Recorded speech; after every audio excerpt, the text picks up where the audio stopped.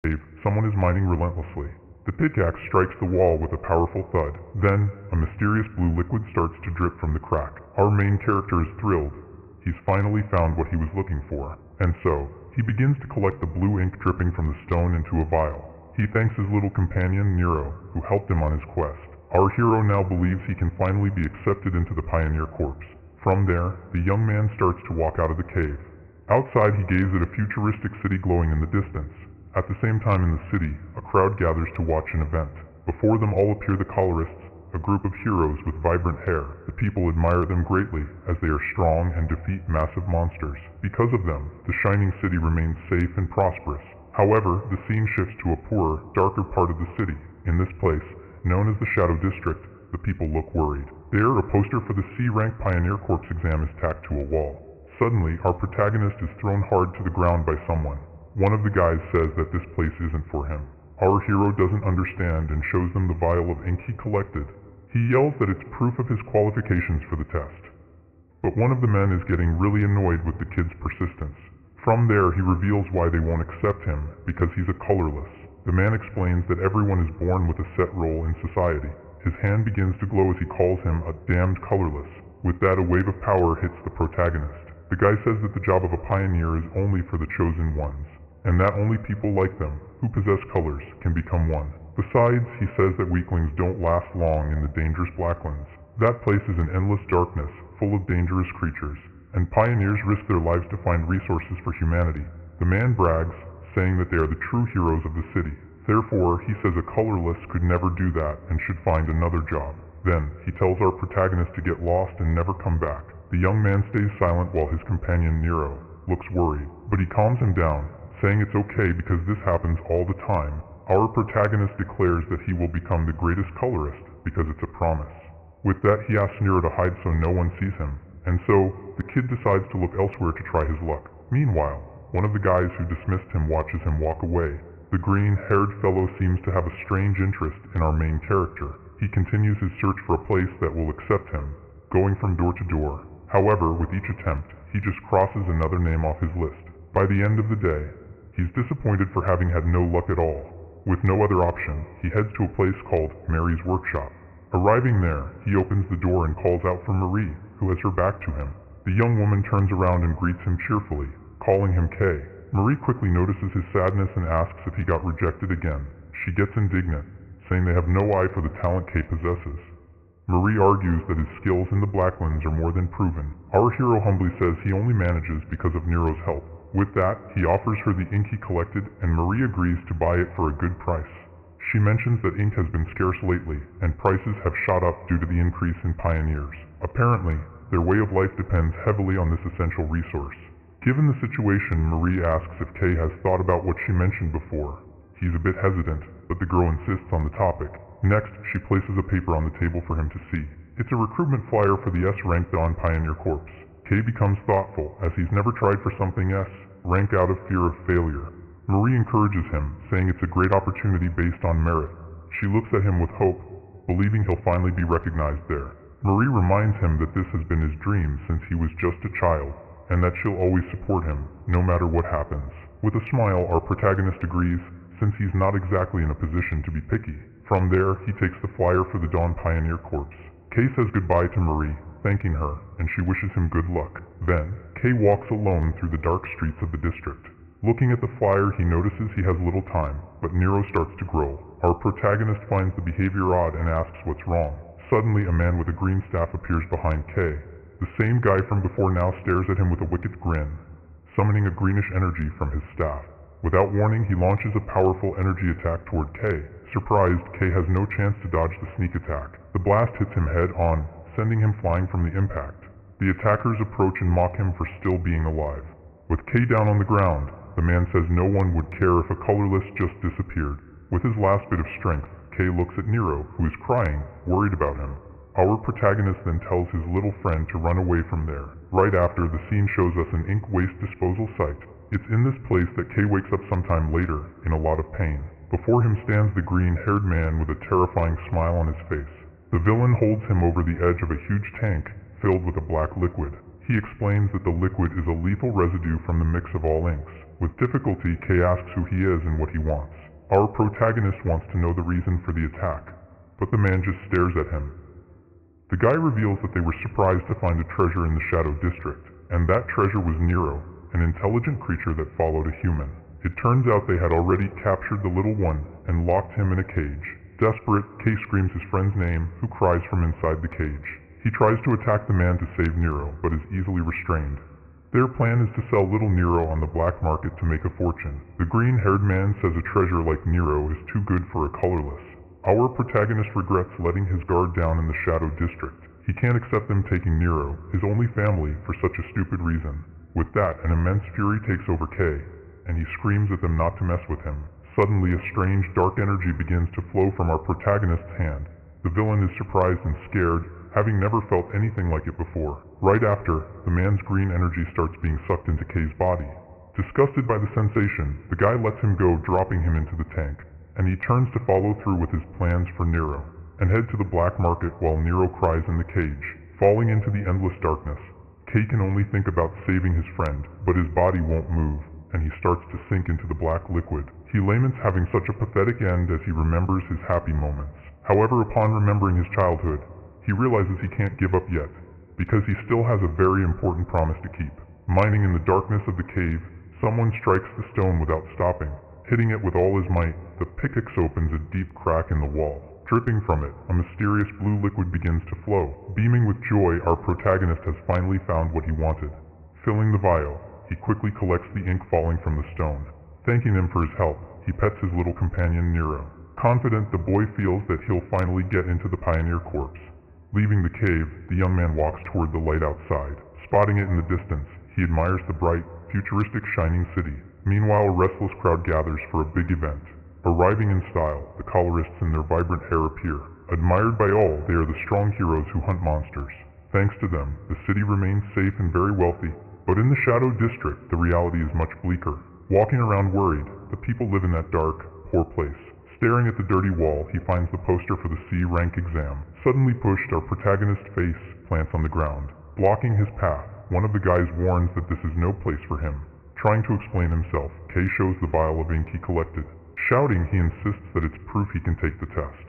Getting irritated with his persistence, the man glares at the boy with contempt, humiliating the young man.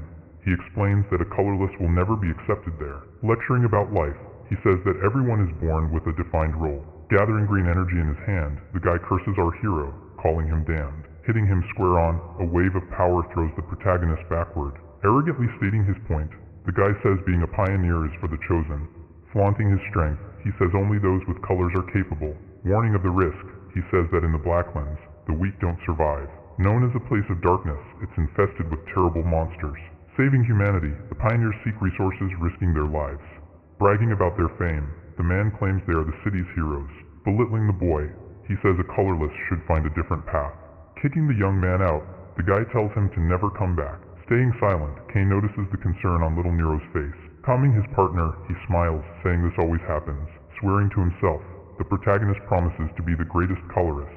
Hiding his friend, he tells Nero not to be seen by anyone. Seeking another chance, the boy decides to try his luck elsewhere. Watching from afar, the guy who kicked him out keeps an eye on his steps. Showing interest, the green-haired fellow gives a dark smile. Continuing his journey, Kay knocks on door after door throughout the city. Crossing names off his list, he only receives harsh rejections. As the day ends, our hero feels sad and hopeless. With only one option left, he walks to the familiar Mary's workshop. Opening the door, the young man calls for his friend, who had her back turned. Screaming for help, Kay begs his friend Nero for immediate assistance. Reacting quickly, the little cat spins in the air, gathering magical power. Exploding in light, Nero's body illuminates the entire darkness. Watching from the shadows, dozens of evil eyes stare at their prey. Looking on in terror, the boy wonders where on earth he ended up. Recognizing the landscape, he realizes he's fallen into the dreaded Blacklands. Realizing his mistake, he sees he's gone past the limits of the safe forest. Attacking in a swarm, the monsters charge toward the intruder. Running for his life, he calls for Nero so they can get out of there fast. Following the command, the little ball of light keeps up with its owner in the escape. Dodging by a hair, Kay escapes a deadly attack from the shadows. Thankful for the save, he praises his companion's speed. Meowing loudly, Nero seems to detect something changing in the environment. Tearing through the silence, a pillar of light appears, illuminating the cave. Feeling a chill, Kay is confused by that mysterious energy. Feeling his body become light, Kay notices a strange energy flowing through him. Running nonstop, the boy realizes that his fatigue has simply vanished. Leaping across the rocks, he moves with a speed he's never seen before. Overflowing with vigor, our hero feels an explosive strength awakening. Keeping pace, Nero tears through the air like a small bolt of lightning. Emerging from the shadows, a huge monster attacks Kay from behind by surprise. Losing his balance, he realizes too late that he won't be able to dodge. Closing his eyes, the boy just waits for the fatal blow from the beast. Biting down hard, the creature sinks its teeth into our protagonist's arm. Breaking its teeth, the monster's eyes widen as it bites something so hard. Screaming in pain, the beast retreats, stunned, while Kay remains motionless. Checking his own arm, he's surprised to see that it's completely intact. Surviving the attack, he can hardly believe he escaped certain doom. Staring at his hands, Kay realizes this must be that power of colors. Celebrating the feat, Nero floats around his owner, who is still in shock, the ground trembling. Heavy footsteps announce the arrival of something enormous. Coming out of the shadows, a gigantic cyclops reveals itself before them. Recognizing the beast, Kay knows he's facing a deadly predator. Finding the situation odd, he wonders what a monster like this is doing here. Tearing up the ground, the creature attacks violently, trying to crush them. Mewing in fear, Nero warns his owner of the imminent danger. Dodging the blows, Kay realizes this battle is going to be tough. With a smirk, he feels a newfound confidence blooming inside him. Feeling the power, he's absolutely certain that he can win now. Remembering all he's suffered, he finally has the strength he always wanted. Clenching his fist tightly, the boy decides to stop running for good. Drawing on the memory of that attack's rage, he awakens his energy. Concentrating the flow, he feels that dark power grow even stronger. Exploding in a black aura, Kay transforms, ready for combat. Facing his demise head on, our hero doesn't back down one step. Leaping with all his might, Kay launches himself like a rocket at the monster, landing a brutal punch. He blows the creature to bits with his strength. Cracking the ground, the impact kicks up a massive cloud of dust. Flying everywhere, the enemy's pieces scatter across the cave. Staring at the scene, our hero feels the power vibrating in his veins. Suddenly glowing, his vision is consumed by an intense light. The scenery changing, he finds himself surrounded by a colorful forest. Admiring the beauty, Kay is enchanted by that living world. Returning to reality, the black ink begins to melt off him. Breaking into a cold sweat, the boy doesn't understand what just happened. Screaming in agony, he feels his strength vanish in an instant. Falling to his knees, the young man can barely stay on his feet now. Mailing with worry, Nero rushes to help his exhausted owner. Seeing the aura fade, Kay realizes his ink is running out. Understanding the risk, he discovers that this power has a limit. Hearing distant voices, Kay feels his head spin from the effort. Losing consciousness, he struggles to keep his eyes open. Reaching out a trembling hand, the young man searches for some support on the ground. Digging his fingers into the earth, he tries to catch his lost breath. Dissipating into the air, the black energy finally leaves his body. Watching intently, little Nero glows in the darkness of the cave. Clearing the area, the dust from the battle begins to settle. Smiling in relief, our hero admits that was a close call. Taking a deep breath, Kay tries to calm down after nearly biting the dust. Returning to the city, he arrives in front of Mary's workshop. Drawing while distracted, the girl hears the sound of the door opening. Entering silently, a hooded figure appears at the entrance. Asking cheerfully, Marie wants to know what brings him there. Finding the mood strange, she notices something is wrong with the visitor. Standing still, the mysterious figure doesn't say a single word. Entering the workshop, the heavy footsteps catch Marie's attention. Asking fearfully, she doesn't recognize the hooded figure. Approaching in silence, the person corners the girl. Letting out a yell, the intruder gives the poor girl the scare of her life. Laughing at her expression, Kay pulls back his hood, revealing his identity. Trying to calm her down, he tells her it's just her same old friend. Holding a huge wrench, Marie is in shock to see him. Stuttering nervously, she can barely process that Kay came back alive. Yelling furiously, the girl asks where on earth he's been. Threatening to attack, she raises the tool, ready to strike. Cussing the boy out, Marie lets out all the worry she felt. Backing away with his hands up, Kay tries to avoid a well-deserved beatdown. Slamming the wrench on the table, she orders him to explain everything. Admitting her relief, Marie says she was happy he didn't get himself taken out. Changing the subject, our hero asks if the applications are still open. Asking to borrow clothes, Kay says he'll pay her back one day. Sighing tiredly, Marie asks how many times this has happened. Her mood shifting, she smiles, saying it's an investment in him. Pulling him by the hand, the girl tells her friend to follow her. Handing him a package, she says she has exactly what he needs. Complimenting his look, Marie says the outfit suits him perfectly. Arriving at the arena, the place is packed for the admission exam. Looking at the huge crowd, you can tell the competition is going to be fierce. Chatting nervously, some candidates comment on how anxious they are. Joining the Dawn Squad is the dream of any serious pioneer. Being the best group, everyone wants a spot on this team. Conquering the Blacklands, they have several elite colorists. Attracting big shots, the test is full of important names today. Pointing out the standouts, the crowd recognizes hares and famous hunters. Stealing the show, one specific candidate catches everyone's attention. Whispering among themselves, everyone looks at Gale, the Storm Sword. Hunting monsters alone, they say he has the strength of an army. Being famous for his deeds, he arrives as the clear favorite. Seeing his spot is guaranteed, many think it's impossible for him to fail. Ignoring the fans, Gale seems bored with all the attention. Looking around, all he sees is a bunch of losers. Mentally dismissing his opponents, he feels superior to everyone. His gaze stopping suddenly, he notices someone different. Walking with elegance, a girl with blue hair stands out. Known as the Ice Princess, she exudes a powerful aura. Grinning slyly, Gale admits she doesn't look half bad. Getting curious, he wants to see what she's capable of in the arena. Stuttering into the microphone, the robot asks for everyone's attention. Announcing the start, the admission exam is finally about to begin. Giving the final order, the examiners open the gates for the test. Appearing imposingly, the lead examiner silences the crowd. Being a living legend, they say his strength rivals armies. Staring at the rookies, he emanates a pure, suffocating pressure. Welcoming them, the captain thanks everyone for being there. Beginning his speech, he reminds them that this test is no joke. Knowing their dreams, he warns that ambition alone isn't enough. Being realistic, he states that half measures don't last in the Blacklands. Explaining the test, he decrees that their worth will be measured in blood. Recalling the law of the jungle, the captain says the weak become monster food. Challenging them all, he asks who among them will be the predator and who will be the prey. Calling the first names, the loudspeaker summons the initial pair. Entering the arena, Gale walks confidently, already feeling like the winner.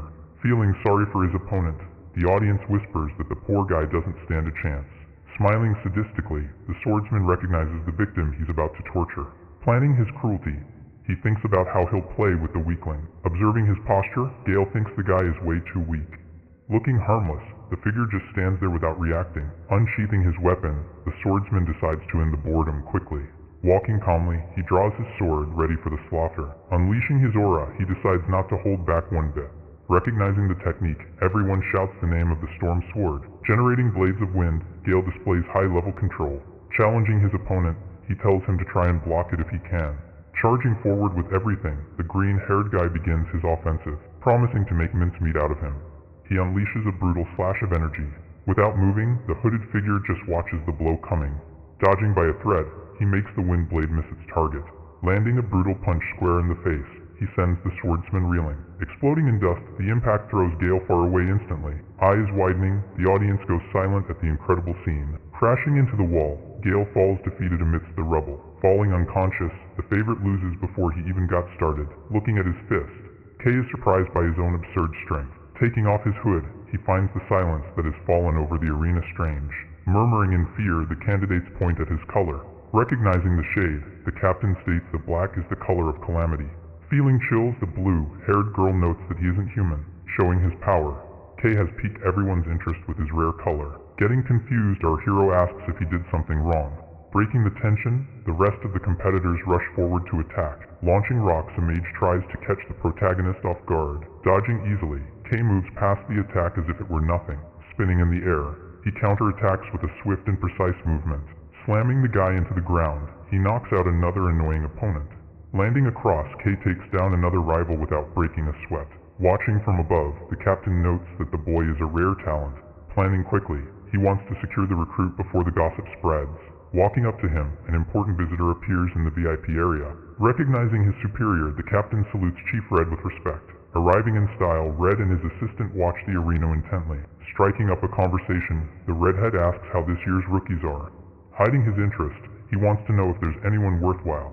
Complaining about the mission, Red says the previous case was a complete waste of time. An explosion in the stadium catches the attention of the two talking. Highlighting the talents, the captain mentions the ice girl and the surprise. Noticing the color, Red is shocked to see black on that boy. Explaining the hype, the captain says he humiliated the favorite in an instant. Doubting her eyes, the assistant asks if it's really the kid from before. Suspicious of everything, Red finds it very strange that he has this power now. Thrilled with his strength, Kay feels his dream of becoming a pioneer is close. Being cautious, Kay knows he needs to hide the limitation of his ink. An icy explosion, a freezing wave takes over the other side of the arena. Watching coldly, the blue-haired girl defeats several opponents at once. Announcing her victory, the Ice Princess stands out as the best. Commenting quietly, Kay admits her aura is as beautiful as his. Focusing on the goal, the boy hopes he doesn't have to face her. Crossing paths, the two finalists meet in the center of the arena. Staring silently, she sizes up the protagonist with a piercing gaze. Feeling the pressure, Kay gets tense with the proximity of that monster. Ignoring the boy, the girl walks right past him without saying a single word. Ending the phase, the captain announces that the warm-up is finally over. With few remaining, he says the real weeding out begins now. Dismissing the losers, the examiner tells the rest to get out of there. Preparing the test, he warns that the next stage will be for real. Smiling sadistically, Red decides he's going to have a little fun in the second test. Asking curiously, Kay doesn't recognize the red-haired man. Startled by his presence, everyone shouts the name of Colonel Red. Descending from the stands, the redhead walks imposingly to the center. Burning in flames, his power is visible from miles away. Being a legend, Red is one of the strongest pioneers in existence. Taking command, he announces that the plans have suddenly changed. Explaining the test, he says it's going to be very simple. Smiling dangerously, Red unleashes an unbearable wave of heat. Burning the air, the pressure crushes the candidates against the ground. Panicking, many begin to feel sick from his aura. Challenging everyone, he says that whoever remains standing passes the test. Explaining the black lens, he says the danger there is constant, just like this. Increasing the pressure, the colonel observes who has real grit. Resisting the heat, the strongest try not to pass out on the spot. Looking around, Red specifically searches for the boy with the black color. Assessing the crowd, Red observes who maintains control of their aura. Noticing a glow, the colonel recognizes the technique of the Cyan family. Freezing the ground, the ice expands, creating a strong barrier. Resisting the fire, the blue-haired girl blocks the heat with cold precision. Impressed with her strength, Red admits she overcomes the disadvantage. Proving her talent, the princess shows why she's considered a genius. Shifting his focus, the examiner now looks for the boy with the black color. Finding his target, he decides to test the mysterious rookie's limit. Throwing his pressure at him, Red wants to see if the boy is all he's cracked up to be. Suffering from the impact, Kay seems about to collapse right there. Disappointed by the scene, the colonel thinks he expected too much from him. Trembling with effort, our hero feels his body reaching its limit. Remembering the fight, Kay realizes he used almost all his ink. With his reserves depleted, he knows he has no energy to defend himself. Panicking, he's terrified of being revealed as a colorless. Holding on by a thread, Kay feels his body is about to give out. Getting an idea, he realizes the colonel's energy is the key. Risking it all, the boy decides to test his absorption ability. Doubting the result, he extends his hand toward the fiery aura. Touching the intense heat, he activates the hidden power of the black color. Pulling violently, the vortex begins to drain the surrounding pressure. Startling those nearby, the technique creates a vacuum in the middle of the arena. Devouring the flames, Kay feels his vigor return with full force. Forming a tornado, the mix of energies leaves everyone in shock. Asking in disbelief, the captain doesn't understand what he's seeing. Understanding the trick, Red smiles, satisfied with the rookie's audacity. Overflowing with power, the boy struggles not to explode from the overload. Standing out in the arena, he looks like a monster among humans.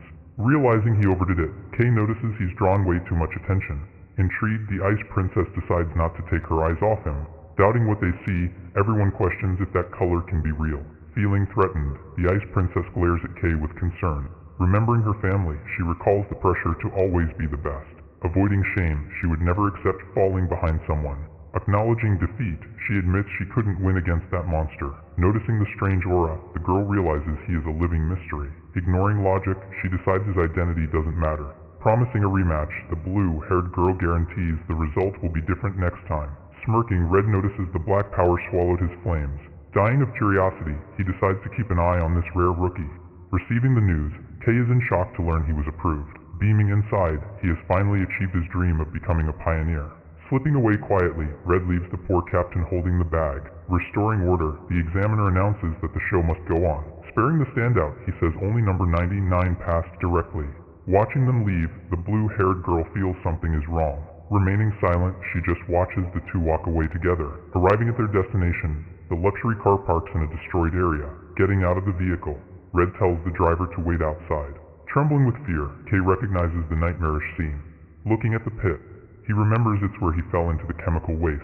Investigating the area, Red comments on a recent incident there. Sharing the gossip, he says they found two pioneers without their colors. Sitting reports, the redhead mentions a giant beast was seen in the area. Connecting the dots, he notes that Kay appeared right after all this.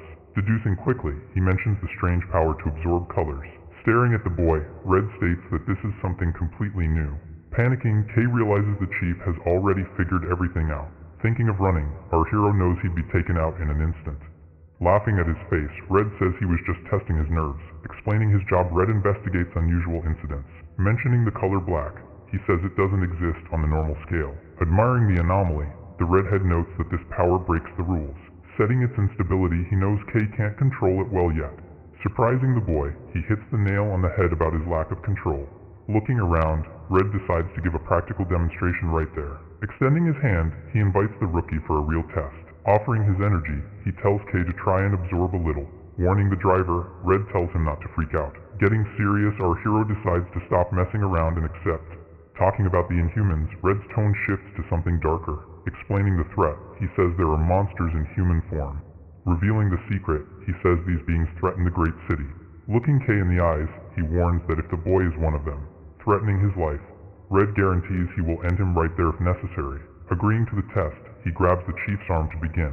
Smiling nervously, Kay confirms if he'll really kick the bucket if he messes up. Activating the connection, a dense energy begins to swirl between them. Invading his body, the red power flows into the boy. His eyes widening, he feels an absurd heat burning everything. Screaming in agony, Kay can't handle the pressure of that aura. Losing control, he begs him to stop because he's frying. Noticing the problem, Red sees that the flow won't stop leaving him. Admiring the strength, Kay realizes a hero's power is infinite. Staying calm, the redhead lets the little monster eat more energy. Analyzing the risk, he knows this hunger is far too dangerous. Intrigued, Red decides to see how much the boy can take. Exploding in light, Kay's arm reaches a critical limit. Firing a blast, the accumulated power tears through the ground with force. Observing the trench, Red is impressed with the damage done. Being consumed, Kay's arm is covered in violent, black flames. Questioning his sanity, Red asks if he's still in control.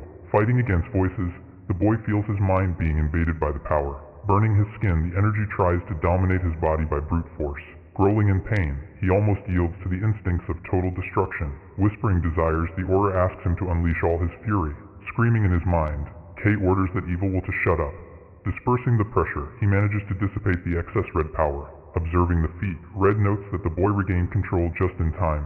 Panting exhausted, Kay feels like he escaped becoming a monster. Calming his spirit, he realizes the immediate danger has passed. Investigating his state, Red asks if his mind is still intact. Walking toward him, the chief confirms the dangerous test is over. Calling him by his number, the redhead breaks the tense silence of the place. Smiling in approval, Red congratulates the rookie on his incredible resistance. Agreeing with the boy, Red admits you have to risk it all. Approving the result, he says he's seen enough there. Changing the subject, the redhead reminds him that he's the chief investigator. Pointing to the suspect, he says Kay is the only survivor of the site. Recalling the incident, Red says many powerful people are keeping an eye on this. With a light threat, he warns that the city will hunt him down like a lab rat. Doubting his luck, the boy realizes he's in a dead end. Scared stiff, Kay thinks he'll end up captured and dissected alive. Offering salvation, Red proposes that he join his team. Accepting on the spot, the kid kneels, begging for the chief's help. Warning him of the rules, the redhead says he'll call in some favors later.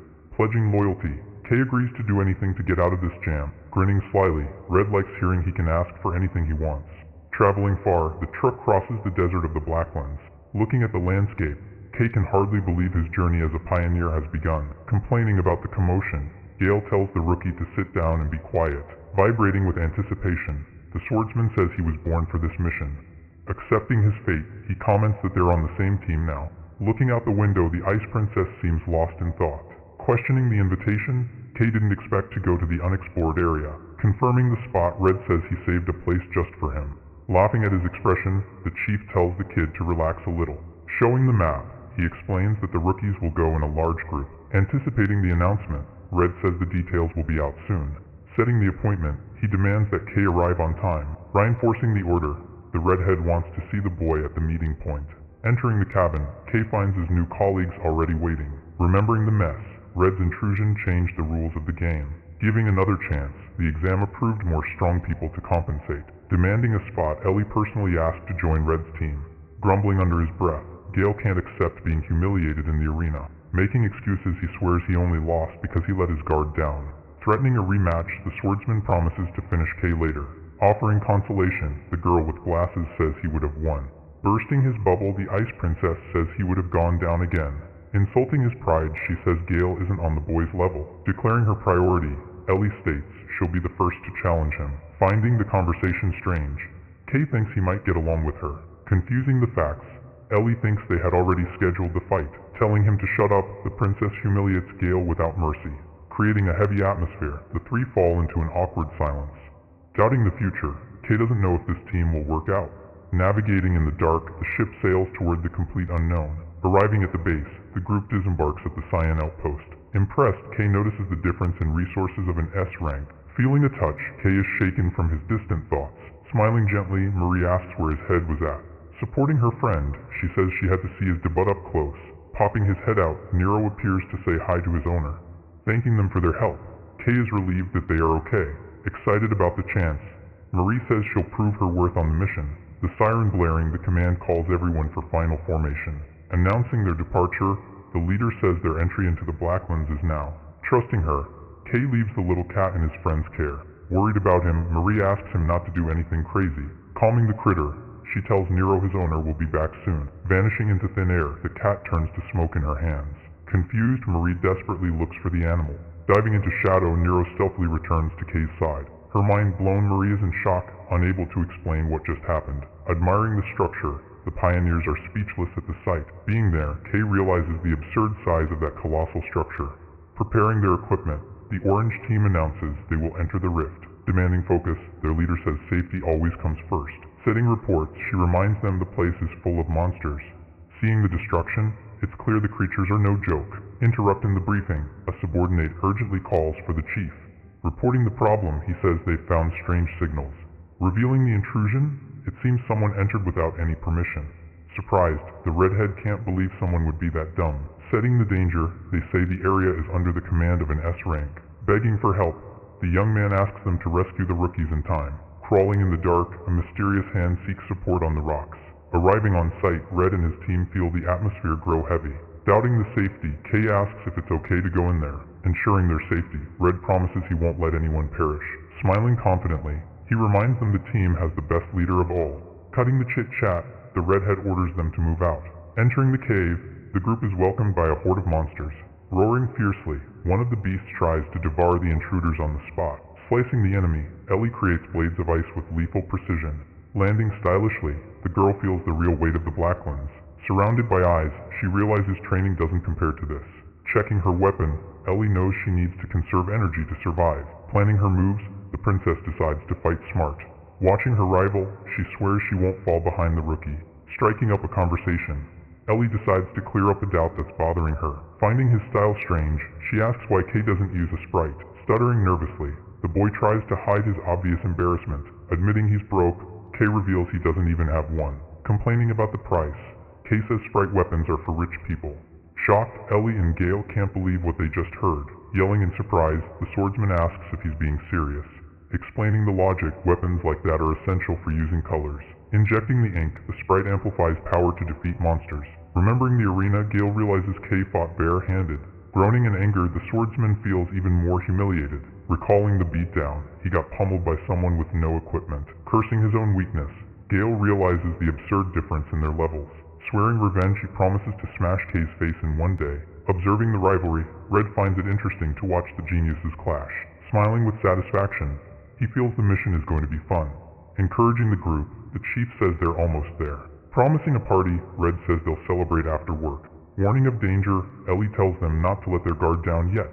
Drinking from a vial, Gale replenishes the energy he spent in combat. Recognizing the item, Kay notes that it's custom ink. Worth a fortune, these tonics are tailor-made for one's color.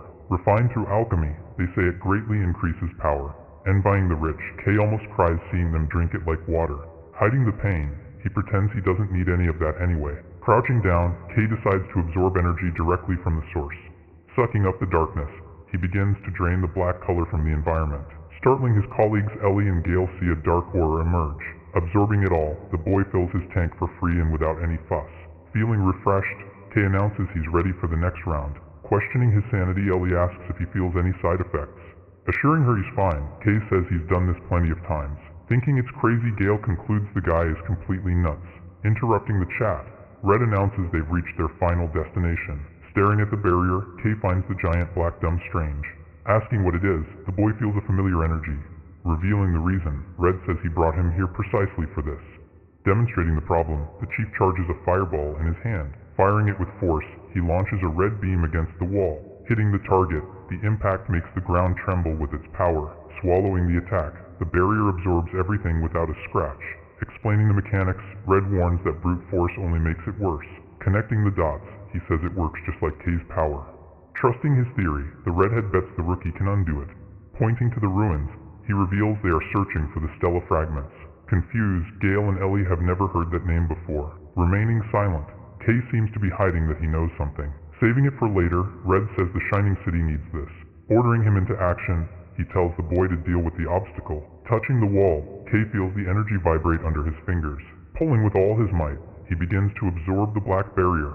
Forming a whirlpool, the boy swallows the giant structure. Admiring the scene, Red confirms he was right about the rookie. Slowly disappearing, the obstacle opens the way to the ruins. Foreseeing the prophet, the chief already imagines how much he'll use this power. Covering his ears, Gale complains that the vibration is unbearable. Fearing the worst, he warns that the noise will attract unwanted attention. Confirming his fear, roars echo from all directions. Baring their teeth, several beasts emerge from the total darkness. Sprouting from the ground, an army of shadows surrounds the intruders. Keeping her cool, Ellie notes that the reception is quite warm. Protecting the tank, Red tells the team to hold the line. Declaring war, he orders them to exterminate every single beast. Tearing through the wind, Gale charges forward, slicing the first few. Freezing the path, Ellie moves through the monsters without breaking a sweat. Watching motionless, Red considers helping only if necessary. Noticing the advantage, he realizes he doesn't need to do anything. Praising the team, he sees the kids can handle it. Grinning wickedly, the chief sees potential in these little geniuses. Spinning spheres of fire, Red maintains full control of the situation. Eating energy, Kay feels there's something strange about the barrier. Suspicious of the flow, he notices a power coming from somewhere else. Fearing he'll absorb too much, he feels the force trying to steal his color. Resisting the pressure, the boy realizes he's gotten stronger. Finishing the job, Kay lets out a sigh of relief that it's over. Looking at the hole, they all face the real entrance to the ruins. Descending into the depths, the darkness in that pit seems endless. Reporting his success, the rookie says the path is clear. Praising his work, Red confirms that his instincts were right. Taking the lead, Red tells the rookies to stay behind him. Looking around, they all notice a sudden, tense silence. Turning on the lights, the chief realizes the real threat has arrived. Feeling the ground shake, Gale asks what the heck is approaching. Cutting through the air, a giant tail emerges from the darkness of the pit. Cracking the floor, the beast destroys the terrain with a single blow. Backing away in fear, the team can barely see the monster's size. Commenting on the situation, Red admits things got complicated fast. Mentioning the black beast, he says the reports were real. Cursing his luck, the redhead complains the creature showed up now. Drawing his sword, he decides he can't mess around anymore. Revealing its form, a humanoid monster covered in weapons appears. Staring doom in the face, the rookies freeze before the enemy. Giving orders, Red tells the trio to get into the ruins immediately. Tossing a flashlight, he passes the search mission to Kay. Yelling orders, he accepts no arguments and kicks the kids inside. Staying behind, Red decides to hold off the monster alone at the entrance. Falling down the tunnel, the three slide to the bottom of the ancient structure. Landing in the dark, Gale complains about the crazy chief's rudeness. Turning on the lamp, Kay illuminates the place where they ended up. His eyes widening, he never expected to see an underground city. Observing the ruins, the destroyed buildings look otherworldly. Asking where they are, Ellie notes that this doesn't look natural. Exploring the environment, Kay smells a strong scent of something old. Commenting on the architecture, Gale finds it all very bizarre and modern. Remembering the mission, the boy says they need to find the fragments. Hearing noises, the three realize they aren't alone. Readying their weapons, they stay on high alert for surprises. Emerging from the shadows, small figures run among the rubble. Finding the place huge, Kay wonders how they'll find anything there. Observing the ruins, Gale comments in surprise about the buried ancient civilization. Replying to his friend, Kay reminds him they don't even know what they're looking for. Missing him, Gale says that Nero's nose would be a lifesaver right about now. Hearing a meow, Kay freezes, noticing a sound coming from inside his clothes. Leaping out, the little black cat appears out of nowhere, startling its own owner. Yelling in disbelief, Gale asks how on earth the critter got here. Eyes widening, Ellie stares at the creature, shocked by its sudden appearance. Breaking into a cold sweat, Kay thinks he's in deep trouble now that his secret is out. Thinking fast, he realizes he doesn't need to hide the little animal from them anymore. Accepting the fact, The boy sees it would be impossible to keep the cat hidden here. Seeing an opportunity, Kay decides to prove that Nero can be useful for the mission. Dropping the excuses, he decides to take the risk and use this to his advantage. Getting their attention, Kay asks the group to gather round and listen to his plan. Holding up the cat, he claims he's found a way to track the fragment. Doubting the proposal, the rest of the team listens to his explanation with suspicion. Ignoring the grumbling, Kay decides to show them his friend's value in practice. Holding Nero, he warns them their jaws are about to drop. Tossing the critter, Kay sends the cat flying, to everyone's surprise. Spinning in the air, the feline activates its power and begins to glow intensely, lighting up everything. The animal's light leaves Ellie and Gale speechless. Stunned, the swordsman never imagined seeing a pet with a special ability. Guiding the group, a luminous trail appears to show them the right path. Doubting reality, Gale comments that this is completely unprecedented. Asking about its origin, he wants to know where a rookie got such a relic. Confirming the scent, Kay asks if the little cat has found the fragment yet. Trusting the process, he knows Nero never fails when it comes to finding things. Detecting the prey, the cat's eyes gleam as it senses the energy nearby. Pointing to the location, the body of light stretches out, aiming for the ruins. Flying between buildings, the trail of energy shoots off at high speed. Getting the message, Kay announces that their objective is just ahead. Questioning the distance, Gale complains about how much further down they have to go. Taunting his rival, the swordsman tells anyone who's scared to stay behind. Ignoring the joke, Kay moves forward resolutely, saying he'll go first. Following the light, the trio crosses a wide, eerily silent corridor. Admiring the scale, Kay wonders what the purpose of this place was. Changing course, Nero makes a sharp turn toward a wall. Understanding the signal, the boy says the cat found something. The ground shaking, a heavy metal structure lands violently. Eyes widening, Kay is startled by the sudden noise. Kicking up dust, the giant silhouette reveals itself to the intruders. Joking about their luck, Gale comments that the critter found trouble instead. Screaming in shock, he asks what the heck that huge thing is. Finding its form strange, Kay notices it doesn't look like a normal monster. Its visor lighting up, the ancient machine awakens, ready for combat. Visualizing a code, Ellie notices strange numbers floating in the air. Analyzing the data, the machine projects a green code corresponding to Gale. Finding its behavior odd, the swordsman questions if it's reading their colors. Shifting focus, the robot turns its glowing visor toward the protagonist. Displaying the result, the system shows the dreaded code Black 000. Identifying the threat, the elimination protocol is activated immediately. Attacking without warning, the giant fires a blast of energy at them. Blocking the impact, Kay slides back, feeling the force of the blow. Cursing the cheap shot, he realizes the enemy launched a total sucker punch. Yelling indignantly, Gale can't believe the bucket of bolts resorted to violence. Wending up a punch, the robot advances, determined to crush the intruders. Stopping the blow, Kay catches the metal fist with his own bare hands. Grunting in pain, he notes this piece of junk is much stronger than it looks. Charging its core, the machine prepares a second attack at point-blank range. Coming in with a flying kick, Ellie hits the robot with a precise icy blow. Slashing from the side, Gale takes the opportunity to attack with his sword. Noticing the failure, Ellie sees their attacks didn't even scratch the metal. Understanding the logic, she realizes ice doesn't work well against machines. Warning the team, the girl yells for them to aim for the exposed energy core. Holding his ground, Gale tries to block the giant's heavy blows. Leaping back, Kay narrowly avoids being turned into paste on the floor. Dodging quickly, the boy notes that brute force won't solve anything. Twisting its torso, the robot tries to smash the protagonist against the wall. Cursing under his breath, Kay realizes he needs something stronger to win. Getting an idea, he decides to envelop his fist with that black aura. Concentrating the flow, Kay feels the dense power cover his right hand. Trusting the blow, the young man charges forward without fear of missing. Sliding along the mechanical arm, he advances straight for the weak point. Hitting it square on, Kay sinks his charged fist into the rust bucket's chest. The core bursting, the black energy corrodes the protection in an instant. Falling defeated, the robot's lights go out, and it collapses at his feet. Breathing a sigh of relief, they watch the smoking machine finally stop.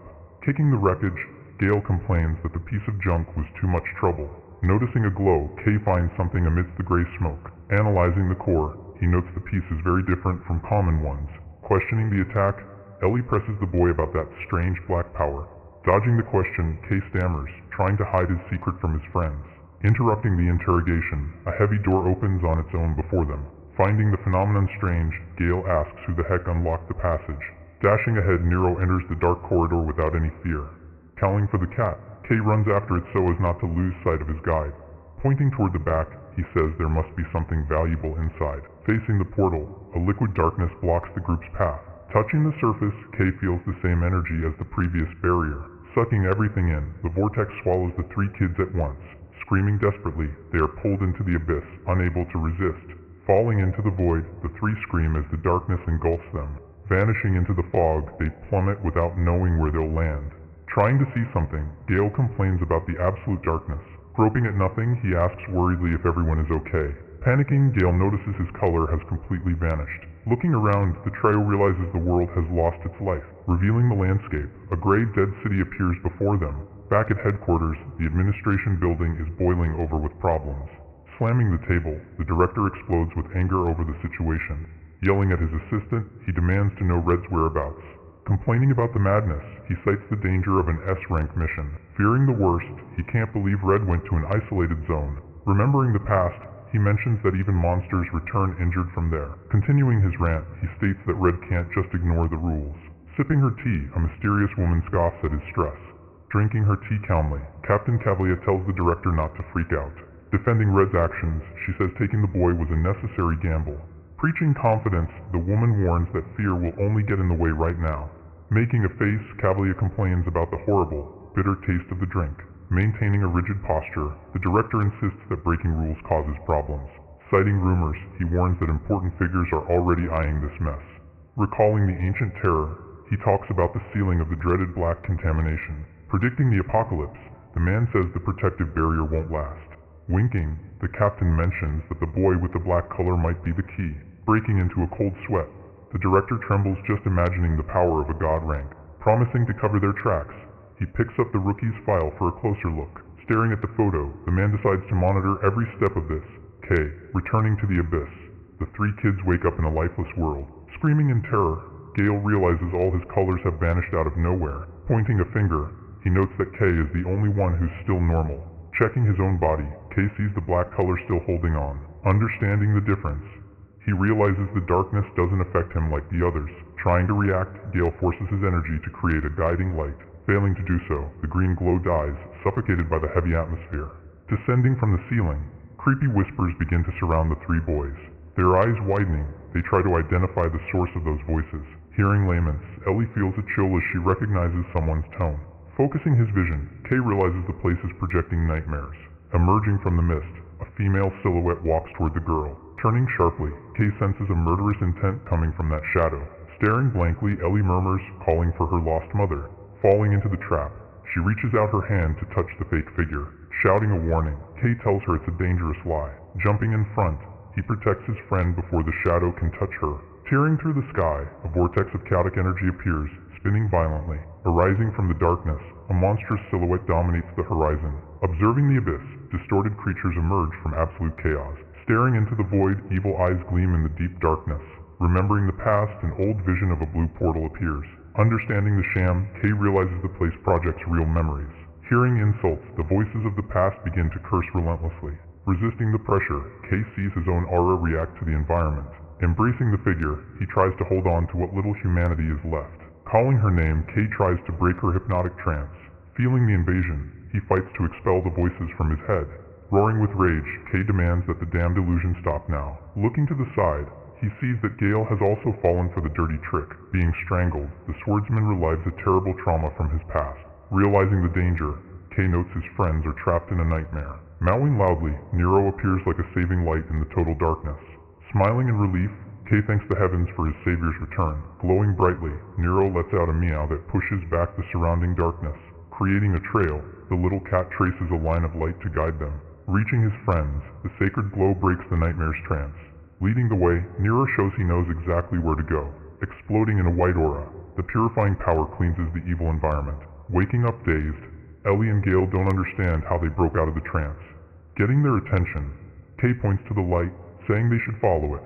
Climbing the walls, the beam of light indicates a safe escape route. Facing the objective, the protagonist feels the exit is near.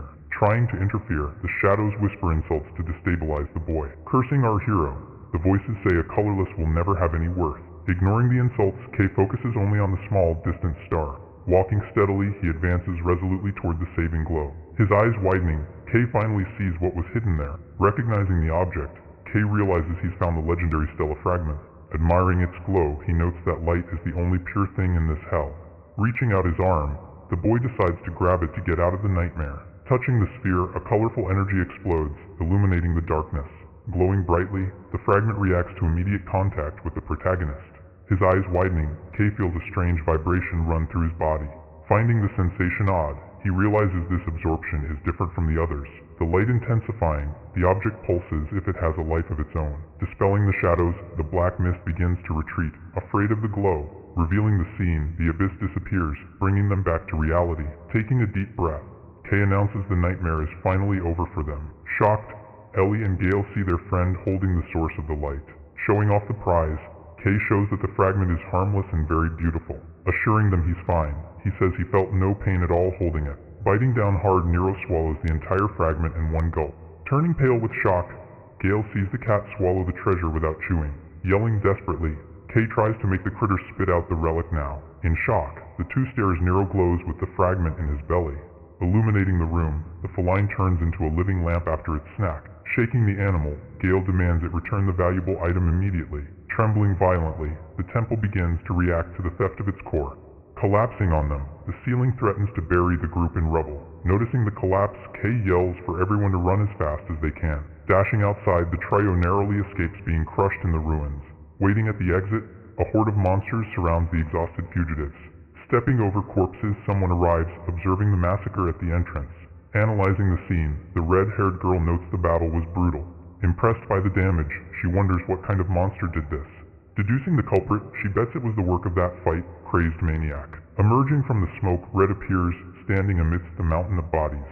Arriving on site, the reinforcement team stares at the destruction left by the battle. Hearing a loud bang, the orange-haired woman turns, alarmed by the sound. Erupting from the ground, a pillar of flame violently breaks through the rocks. Shielding her face, the captain tries to understand who caused such damage. Yelling for medics, she orders the immediate rescue of any survivors. Appearing out of nowhere, blasts of black energy threaten to swallow the entire group. Focusing on the danger, the leader realizes she needs to act to save her men. Screaming a warning, she tells everyone to get down before the shockwave hits. Wielding her hammer, the warrior places herself in front of the imminent explosion. Spinning the weapon, she creates a shield of wind to block the devastating attack. Repelling the force, the impact of the blow makes the entire cave tremble. Seeing the dust settle, the woman notes the energy has finally dissipated. Commanding a retreat, she decides it's too dangerous to continue there now. Disagreeing with the order, the blue-haired guy says he's going to investigate the center. Leaping into the hole, he dives into the smoke, ignoring the chief's yells. Cracking the ground, the exchange of blows makes the entire cave vibrate. Locking weapons, the captain holds back the black blade with her hammer. Forcing the attack, the monster tries to crush the warrior's defense. Staring at the beast, she notices the pure insanity in the enemy's eyes. Cutting through the wind, the creature launches shadow claws at her. Exploding in light, the clash of energies illuminates the total darkness. Diverting its course, she throws the deadly charge to the side. Retreating quickly, the shadowy figure seeks space to counterattack. Watching intently, the orange-haired girl doesn't miss a single movement.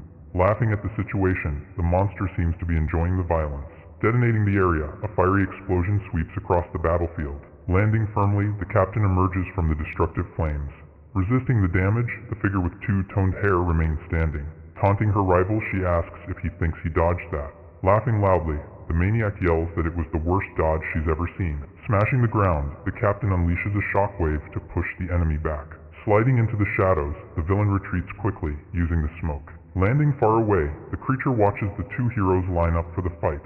Arriving in style, Red smiles, saying the show was about to start without him. Breathing a sigh of relief, the redhead admits the situation was getting ugly. Facing the pair, the monster realizes the numerical advantage has shifted. Rolling low, it recognizes these humans are not ordinary prey. Devising a tactic, Red says her help will be useful against the minions. Mocking the chief, he says he got there before she destroyed the whole place. Gathering heat, the redhead prepares the ground for the final counterattack. Slamming her hammer, the captain activates a magic circle, promising the beast's end. Remaining silent, the enemy just watches the preparation for the fatal blow. Smiling menacingly, he feels his goal is finally almost complete. Ignoring the threat, the monster murmurs that its body is ready now. Grabbing the edge, a hand emerges from the abyss, indicating Kay survived. Climbing up exhausted, Kay finally sets foot on solid ground with his friends. Taking a deep breath, Gale swears never to return to that underground hell. Noticing the scene, Kay realizes he's arrived in the middle of a tense confrontation. Turning quickly, Red sees the rookies appear at the worst possible time. Yelling orders, he tells the kids to run from there immediately. Ignoring the warning, the monster charges toward the new victims, vanishing into thin air. The creature moves faster than the eye can see. Injecting their ink, Gale and Ellie try to activate their weapons in pure panic. Firing their power, the two aim at the mortally approaching figure. Blocking the attack, the enemy deflects the blows as if they were flies.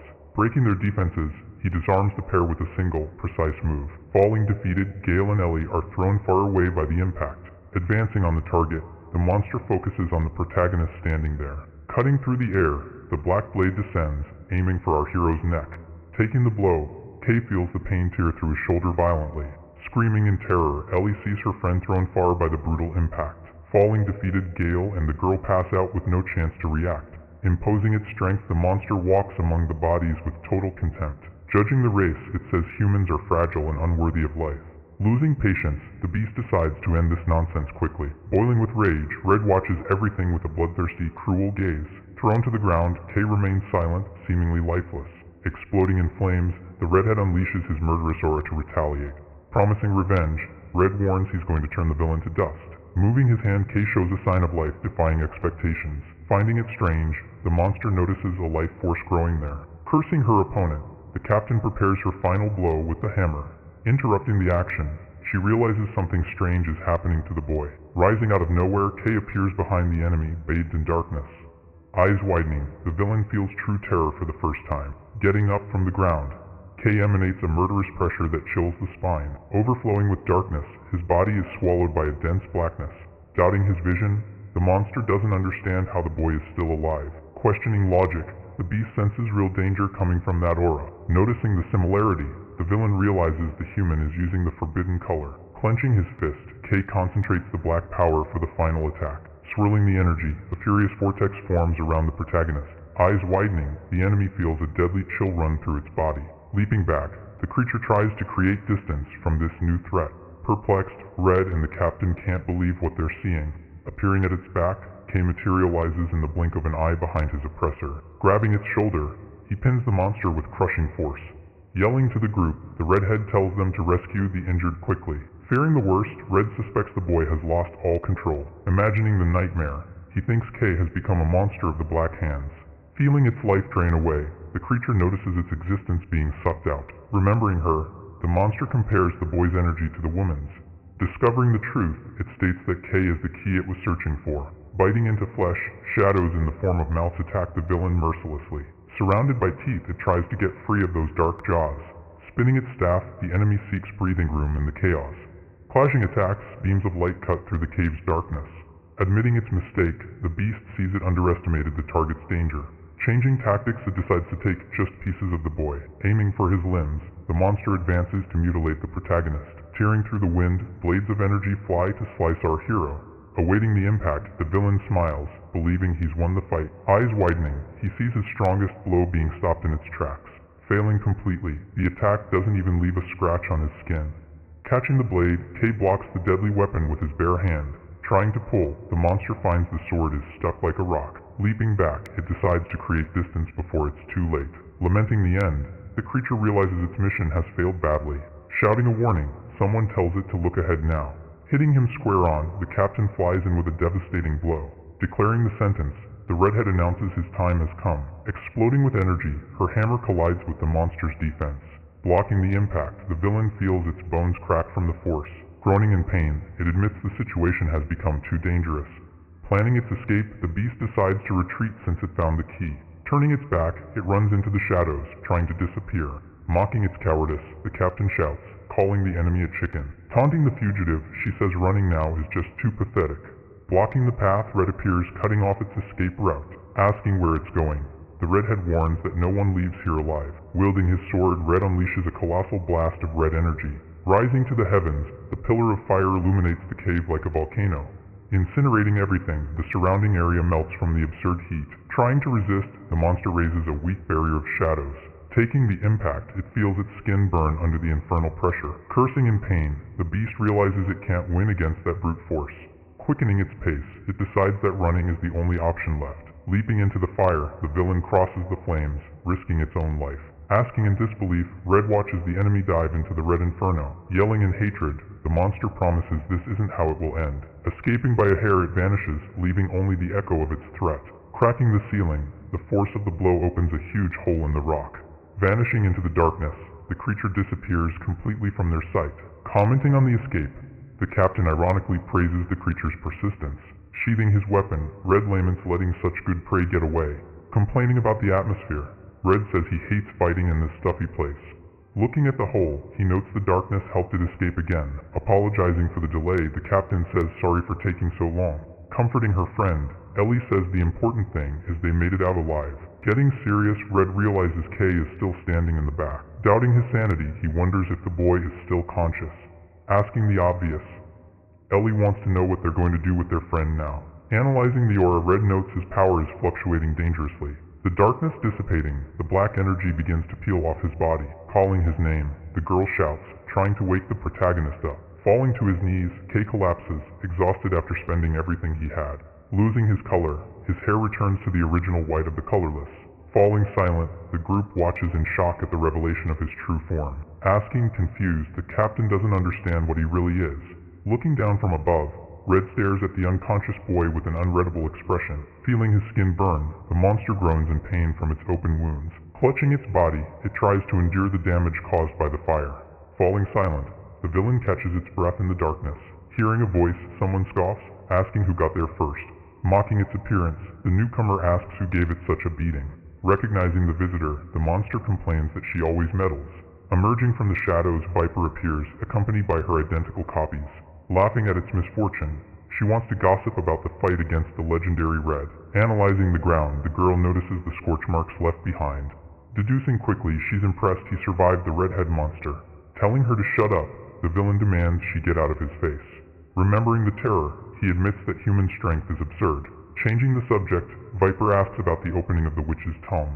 Smiling maliciously, she realizes he knows the secret of the seal. Refusing to talk, the monster hides the identity of the key it found. Declaring ownership, the monster says it will take the treasure for itself. Getting curious, Viper watches her partner walk away with his secrets. Giving an order to her copies, she sends the shadows to investigate what happened. Planning her mischief, she decides to find out what broke the forbidden seal. Suspecting the humans, Viper finds it interesting that someone from the city is involved. Laughing to herself, she can't wait to confirm her crazy theories. Appearing imposingly, the silhouette of the giant beast rises against the black sky. Preparing to attack, it feels it's time to start the real massacre. Returning to the city, the daylight illuminates the quiet hospital. Looking out the window, Red reflects on the failure of the recent mission. Remembering his promise, he feels the weight of having failed to protect them. Admitting his guilt, the redhead knows he almost lost the rookies in there. Staring at the bed, Red looks at the unconscious boy with concern. Checking the clock, he sees that time is passing way too quickly. Praising his resilience, the chief admits that Kay is a tough nut to crack. Promising to do better, Red swears that next time, no one will slow the group down. Panicking, Marie doesn't understand why so many important people are there. Admiring the heroes, she almost faints seeing the most famous colorist in the city. Remembering the scare, she says she was terrified when she saw Kay arrive injured. Complaining to herself, Marie tells her friend to wake up from that bed already. Calling her name, Red approaches the girl to clear up a doubt. Confirming her identity, Marie stammers nervously near the living legend. Reassuring the girl, he says Kay will be fine soon, asking about the cat. Red wants to know where little Nero has gone. His eyes widening, Gale sees a shadow move in the corner of the room. Pointing excitedly, he yells that the critter is hiding under the sheet. Looking innocent, Nero emerges with "Who me?" expression. Accusing the thief, Gale says it was this cat that swallowed the fragment. Complaining about its disappearance, the swordsman says it was hard to explain the loss of the item. Trying to catch the critter, Gale leaps onto the bed, narrowly missing his target. Fleeing to her lap, the little cat seeks protection in Marie's arms. Defending the pet, the girl says she'll take good care of him. Petting Nero, she promises no one will hurt the cute little thing. Watching the scene, Red feels a strange sensation coming from the animal.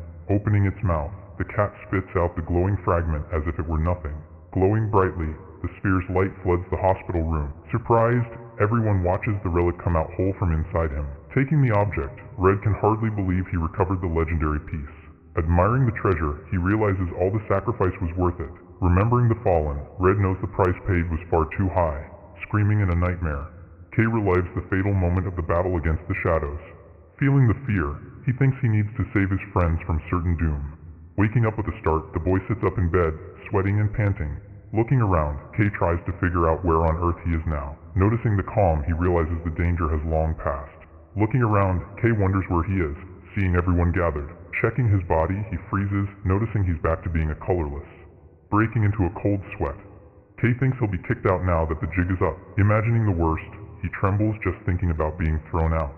Raising his voice, Red orders the boy to lift his head immediately, questioning his fear. The chief asks why he has that guilty look on his face. Ignoring his color, Red says he couldn't care less about his appearance. Showing him the prize, he states that the boy completed the mission perfectly. Making it official, Red welcomes the new member to the team. Speechless, Kay feels he has finally found his place. Smiling in relief, he accepts the invitation with the greatest joy in the world. Saying their goodbyes, Red announces he'll let the young ones talk alone. Taking the fragment, he says he has a meeting with the Great Lord. Closing the door, silence fills the room, making Kay tense. Questioning her friend, Ellie wants to know if he remembers what happened afterward. Searching his clothes, Kay says he came prepared to get his color back. Pulling out a bottle, he reveals his stock of black ink from the sewer. Showing the goo, he says he filled the jar in the disposal pit. Complaining about the grossness, Ellie warns him that it's poison, not a drink. Chugging the bottle, Kay downs the black liquid without any fuss. Watching the reaction, the group sees the magic happen before their eyes.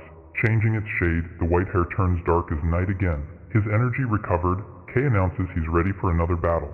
Feeling queasy, Gale says that back where he's from, they use that stuff for fertilizer. Cutting the chat short, the protagonist decides to head out to take care of some things. Blocking the exit, the swordsman stops his friend with a serious look. Analyzing his body, he notices the boy's arm is intact. Finding it strange, Gale knows physical regeneration is a rare thing. Cornering the boy, he demands an immediate answer, looking him in the eyes. Yelling the accusation, he furiously asks who stole his milk, scratching the back of his neck.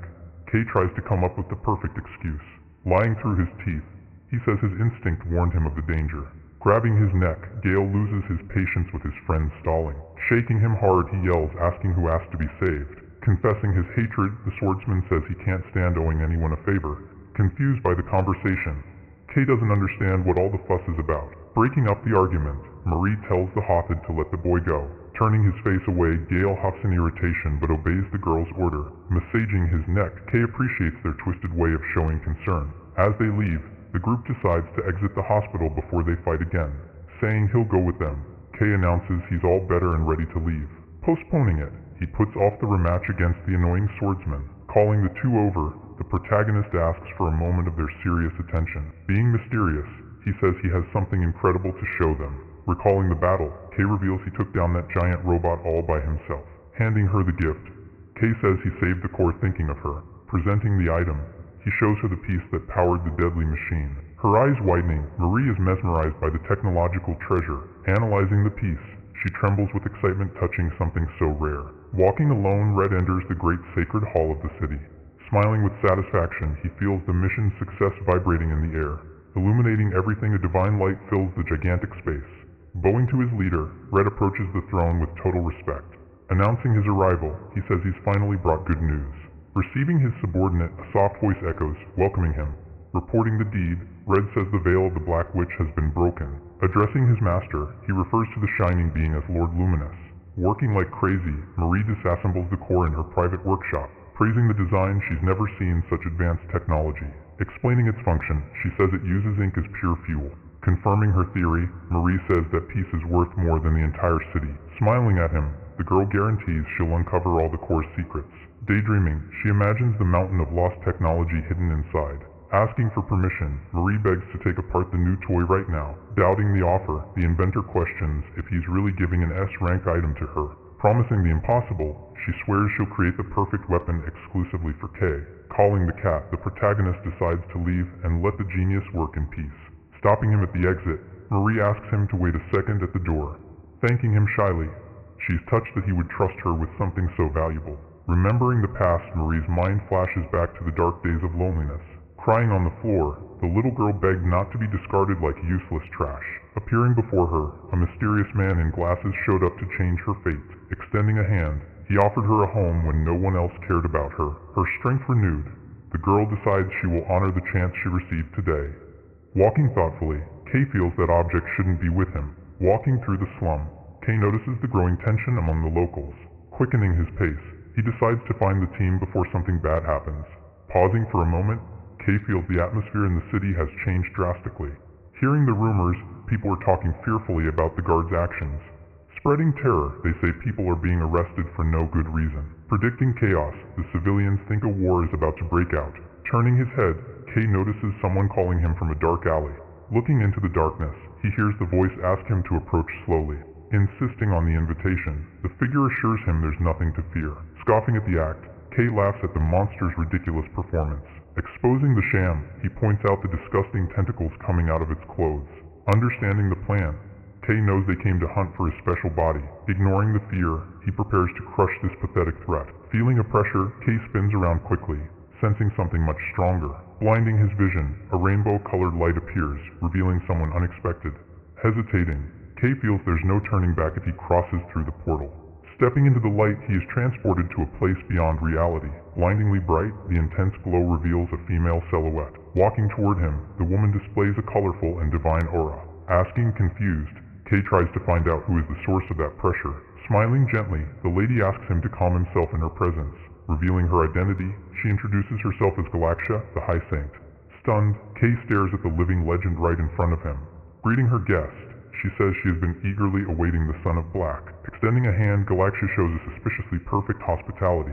Invading his mind, distorted voices begin to whisper in his ear. Asking in the dark, the echoes question if he can see the invisible.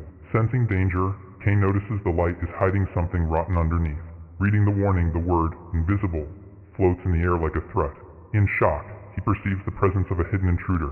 Glowing intensely, the saint welcomes the boy with a divine and warm smile. Whispering in the air, that hidden voice once again taunts our protagonist from the darkness. Searching for the source, Kay desperately tries to understand who is invading his mind right now. Finding his behavior odd, Galaxia notes with confusion that he's reacting to something she didn't do. Denying authorship, she states with curiosity that she hasn't cast any kind of spell on him. Citing his origin, the woman seriously mentions that his black lineage is a huge problem. Revealing the plot, she says the city's leadership wanted to see him eliminated immediately, interfering with the plan. The saint proudly says she prevented his execution of her own will. Explaining her reason, she firmly believes his power is essential to save the future. Offering a deal, Galaxia proposes to protect and hide his existence from the rest of the world. Considering the proposal, Kay listens intently, realizing the situation is much more complex. Suggesting the solution, she confidently says her white power can mask his black color. Extending her blessing, the woman prepares a sacred spell to seal his secret for good. Engulfing the young man, a warm, blinding light begins to completely cover Kay's body. Immediately suspicious, the boy notes this whole spell sounds like cult, like brainwashing. Disturbed by the noise, Kay tries to ignore the voices screaming in his mind. Explaining the situation, Galaxia reinforces that she saved his life from the leaders. Admitting her interest, she confesses she needs him for a bigger plan. Recalling the past, the saint says she's never seen an energy like his. Holding the treasure, Kay presents the famous, glowing stella fragment. Observing the light, she comments that it's strange for the item to react that way. On high alert, our hero realizes he's in the presence of someone dangerous. Citing the past, Galaxia talks about the ancient seal of the terrible Black Witch. Explaining the barrier, she says no one has been able to open it until today. Receiving the bombshell, Kay discovers that only the witch herself has the real key. Glowing in the dark, the fragment reveals its connection to the forces of darkness. Remembering the terror, images of the black hands flash in the young man's mind. Connecting the dots, he suspects she knows about the shadow monsters. Noticing his silence, Galaxia realizes he's hiding something from her. Smiling mysteriously, the woman decides not to press the boy for now. Explaining the plan, Galaxia announces she will use the fragment right now. Covering the horizon, the darkness of the Blacklands threatens the city from afar. Shining like the sun, the sacred palace begins to accumulate a brutal amount of energy. Touching the relic, the saint decides to show what she's really capable of. Releasing the charge, a blinding light violently explodes from her hands.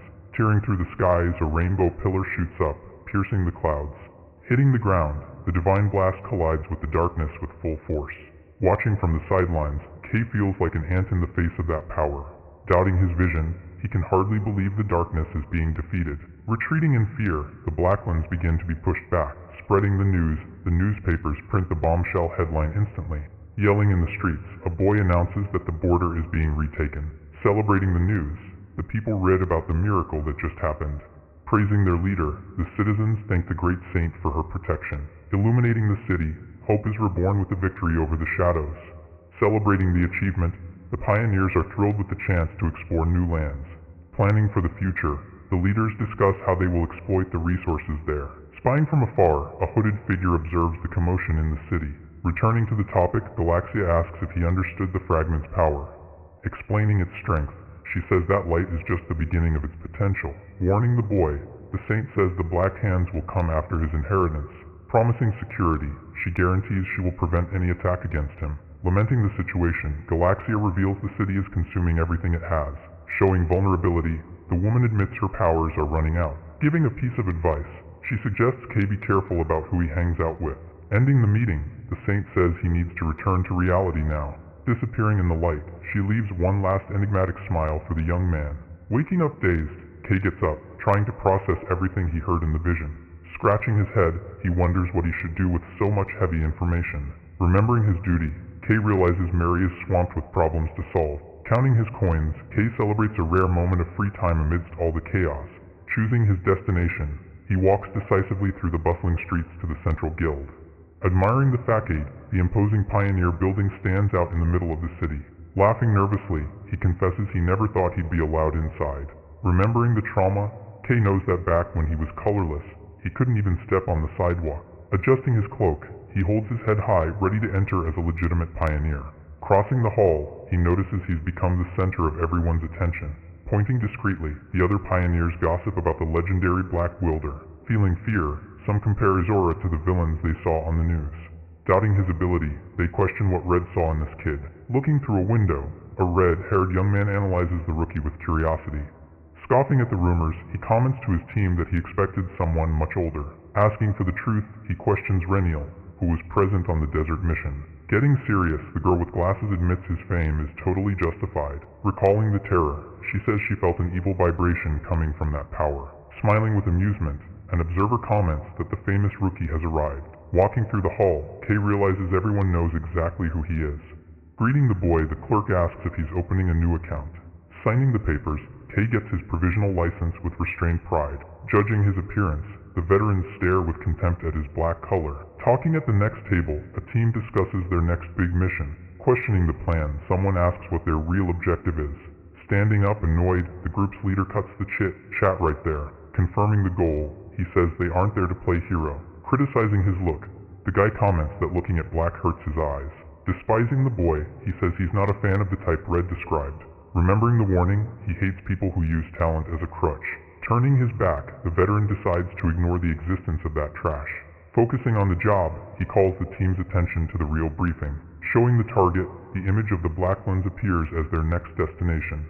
Holding the stone, Kay is thrilled to find more valuable ore. Piling it up, he's never seen so much wealth accumulated at once.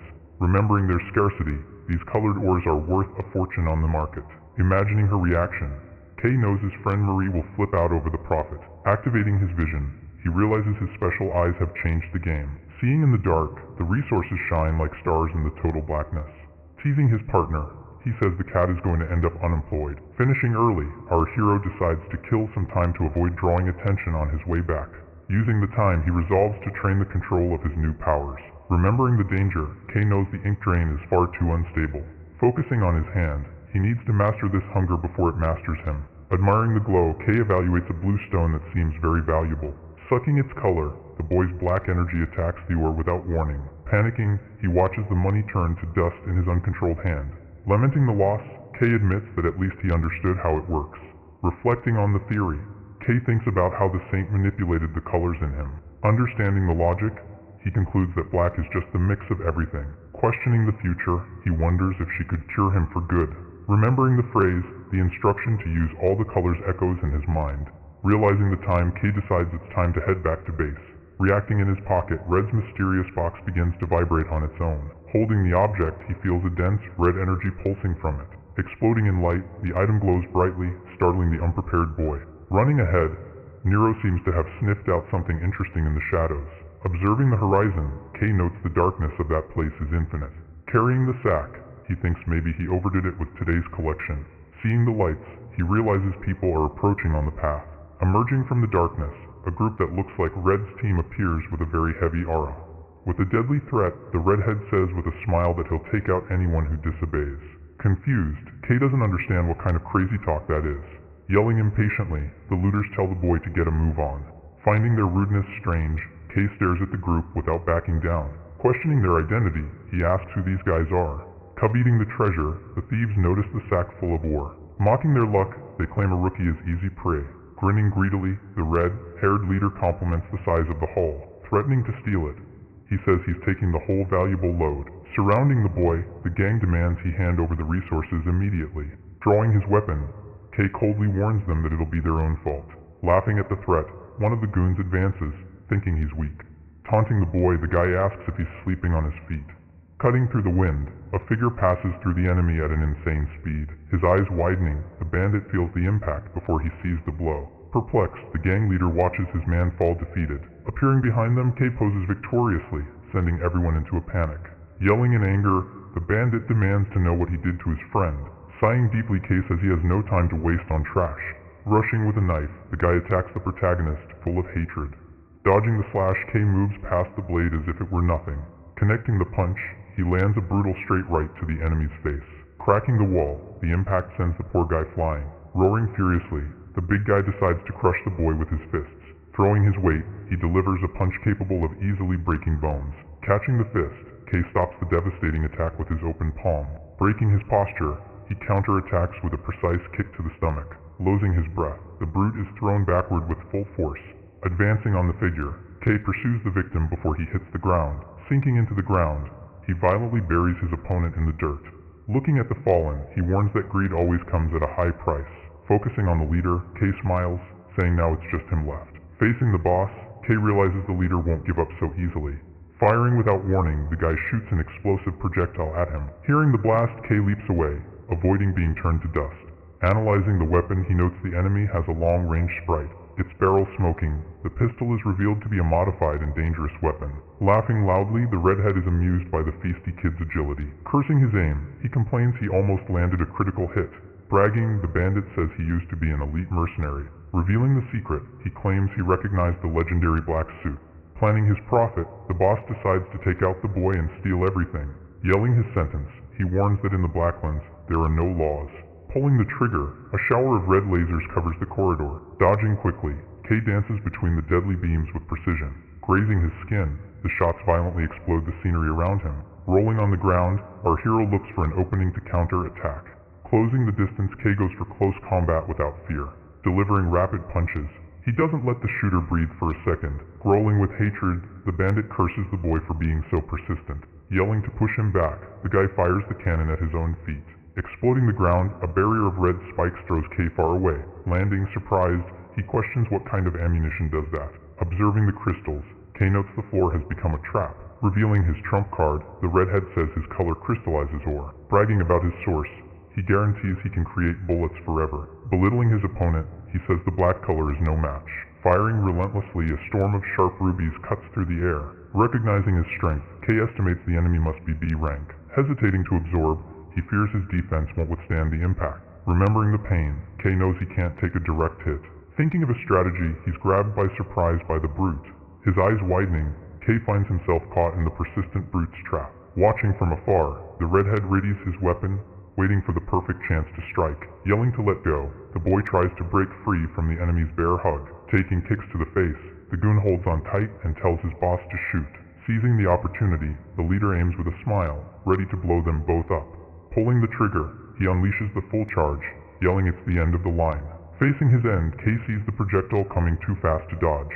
Tearing up the ground, the explosion kicks up a dense cloud of debris and smoke. Praising the shot, the shooter celebrates, thinking the problem has been eliminated. Emerging from the dust, a boot plants firmly on the ground, showing the fight isn't over. Coming out unscathed, Kay remains standing in the center of the impact, to everyone's shock. Doubting his vision, the redhead feels a cold sweat as he sees the boy alive. Asking what happened, the villain stammers, not understanding the monster's resilience. Complaining about the scare, Kay walks toward him, his face covered in soot. Explaining the trick, he says he absorbed the energy or he would have been mincemeat. Refusing to accept reality, the bandit swears he landed a fatal shot to the head. Panicking, he unloads the weapon, screaming for the monster to perish. Ignoring the shots, Kay calmly advances through the storm of bullets. Taunting his enemy, he asks if the infinite ammo is running out already. Mocking his power, Kay questions where all that arrogant pride went. Activating his technique, the boy summons the black veil, covering his chest in darkness. Trembling with terror, the villain realizes his attacks have no effect. Announcing the turnaround, Kay says it's his turn to start hitting back. Retreating in fear, the shooter sees the situation has gotten out of his control. Analyzing the defense, Kay notes that absorbing the impact made the shots useless. Nullifying the damage, the bullets simply vanish upon touching the dark aura. Devising a plan, he decides he needs to deal with that annoying weapon. Getting an unusual idea, Kay resolves to try imitating his rival's ability. Concentrating the energy, he molds the shadows in the palm of his right hand. Creating a black spear, Kay surprises the bandit with his new deadly weapon. Celebrating the feat, Kay smiles, seeing his copy worked perfectly. Remembering his fights, he admits he's always relied only on his bare fists. Gripping the spear, he explains he learned the technique by absorbing the energy. Thanking him for the lesson, the boy ironically says the enemy was very helpful. Leaping into the air, Kay prepares a heavy attack with his newly created weapon. Smashing the ground, the spear's impact forces the bandit to retreat with difficulty. Firing furiously, the redhead unloads the pistol, trying to finish the kid. Blocking the shots, Kay uses the spear itself as an indestructible shield. Ignoring the damage, he says with boredom that it won't work anymore. Inviting him to train, Kay decides to use the villain as a punching bag. Destroying everything, he advances with brutal blows, breaking the enemy's defense. Exploding the rocks, the force of the black attack sweeps the surrounding terrain. Doubting reality, the bandit is in shock seeing his power copied. Recognizing the technique, he realizes the boy stole his exact moves. Changing its form, Kay decides to test another shape with the dark energy, turning it into a scythe. Kay prepares a sideways slash aimed at his rival's neck. Blocking the blow, the bandit uses his giant pistol as a final shield. His eyes widening, he feels the weapon being sliced in half in an instant. Falling to the ground, the pieces of the pistol show the fight is over. Speechless, the redhead can't believe his special sprite was destroyed. Trembling with fear, he realizes the boy broke it with pure strength. Questioning his race, the villain asks what kind of monster Kay really is. Cursing the anomaly, he yells that it's not normal for a human. Facing his prey, Kay unleashes his black aura, making it clear who's in charge. Asking with boredom, he wants to know where the bandit leader is. Taunting the runner, the boy points out that he's unarmed now, calling him to fight. Kay challenges his opponent to come at him bare-handed. Refusing defeat, the redhead swears he still has cards up his sleeve. Yelling furiously, he says he's a B rank for a good reason. Activating his power, giant red crystals sprout from the ground around him. Vowing to take him out, the redhead charges into physical combat without a second thought. Leaping into the air, he molds the crystals on his back like deadly wings. Firing the projectiles, a shower of red needles flies toward the target. Blocking calmly, Kay creates an impenetrable black shield in front of him. Exploding on impact, the needles turn to dust upon touching the absolute defense. Advancing through the smoke, Kay walks through the bombardment without a scratch. Emerging from the shadows, he appears in front of the villain like an avenging ghost. Delivering the blow, the black spear easily pierces the crystal barrier. Cracking the defense, the attack destroys the bandit's improvised armor. His eyes widening, the redhead feels terror as he sees the fist coming. Hitting him in the stomach, Kay sinks his punch, making the enemy spit blood. Groaning in pain, the boss buckles at the knees, feeling his body give way. Grabbing his collar, Kay lifts the guy up like a rag doll. Staring into his eyes, he asks if the tough guy has lost his nerve. Tossing him far, Kay throws the trash against the stone wall with full force. Coughing up blood, the bandit tries to get up, trembling all over. Taunting the fallen man, Kay asks if he's done with his ridiculous little show. Complaining about the delay, the boy says he hates wasting time on weaklings. Murmuring in disbelief, the villain doesn't understand how a rookie has so much power. Doubting logic, he knows a normal human couldn't do that. Calling him a monster, the guy accuses Kay of being a living aberration. Yelling with disgust, he says being born with black is a mortal sin. Stating the obvious, the bandit swears his energy is evil. Questioning his sanity, he asks if Kay doesn't feel the weight of darkness in his body. Remembering the past, images of his lonely childhood flood the young man's mind. Accusing him mercilessly, the redhead yells that he's just a monster disguised as a person. Denying his humanity, he claims Kay was never a real person. Remaining silent, the protagonist just stares at the fear in his eyes. Feeling the terror, the bandit sees the boy's shadow grow and swallow everything. His eyes widening, he realizes he has provoked the wrath of something much worse. Staring into his soul, Kay looks at him with a cold contempt that freezes the blood. Trembling all over, the redhead feels dread completely take over his body. Laughing at his fear, Kay finds the loser's desperate speech amusing. Grabbing his neck, he remembers how brave the guy was before. Choking the bandit, Kay tightens his grip, watching the air leave his lungs. Offering a trade, our hero decides to show him his power up close, explaining the logic. Kay says he'll take something in return for the attack. Screaming in agony, the villain feels his energy being mercilessly drained. Observing the landscape, Kay sits atop the pile of defeated bodies. Pondering his life, he reflects on what he just did. Scratching his head, Kay realizes leaving the guy like this could be bad. Imagining the future, he knows the hatred for the color black will only grow, fearing his reputation. Kay doesn't want to be known as the color thief. Panicking, he decides he needs to fix this mess now. Searching his pocket, Kay finds a life-saving vial of red ink. Forcing the liquid, Kay makes the bandit drink the red ink down his throat. Observing the result, the guy's colors start to return slowly. Moving on to the next one, he forces the others to take the medicine too. Arriving at the gate, the city's routine continues as busy as ever. Noticing something strange, the guard on watch spots a package left there. His eyes widening, he's startled by the pile of tied-up people. Finding the bodies, the group of bandits is completely defeated and captured. Finding their paleness odd, the guard thinks they used too much ink on their mission. Slipping away, Kay blends into the crowd, relieved not to be seen. Reflecting on his plan, he believes returning their color was the best choice. Trusting his luck, Kay hopes Red will clean up the mess if things go south later. Returning home, the sign from Mary's workshop brings a sense of peace. Yelling for his friend, Kay enters excitedly, calling for the girl who was working. Complaining about his disappearance, Marie demands to know where he's been for so long. Grinning from ear to ear, Kay announces that. Revealing the surprise, Kay opens the sack full of shining ores in front of her. Her eyes widening, Marie can hardly believe the absurd amount of colored stones. Hugging her friend, the girl jumps on him, yelling he's the best in the world. Thanking him for the gift, she promises to turn it into something very useful. Beaming radiantly, Marie shines with a happiness that's contagious. Noticing something strange, Kay perceives a mysterious light emanating from her body. Remembering the past, he recalls seeing the same aura on Gale before. Feeling the warmth, Kay understands that it's the true color of Marie's soul. Reflecting on his friend, he recognizes she has always brightened people's lives. Recalling their childhood, Kay knows her smile saved them on their darkest days. Calling him to the workshop, Marie decides to show him the secret project she's been saving. Being mysterious, she reveals she's creating a custom weapon just for him. Shocked, Kay didn't expect her to have progressed so much with that idea. Excited by the resources, Marie says she can now improve the item without worry. Thinking aloud, the inventor already starts imagining what else she can create with the leftovers. Entering without knocking, a visitor comments that he made it back from the Blacklands alive. Recognizing the voice, Kay turns to find Ellie and Gale at the door. Greeting her friends, Marie seems surprised by their sudden appearance. Asking why they're here, Kay jokes if they came to challenge him again. Denying it with class, Gale says he's not in the mood to get beat up today. Explaining the visit, he says that Lord Luminous has summoned the three of them. Shocked, Marie realizes the Supreme Leader is calling for them. Rushing him, she pushes the boy out the door so he won't be late. Promising to finish, Marie guarantees the weapon will be ready when he gets back.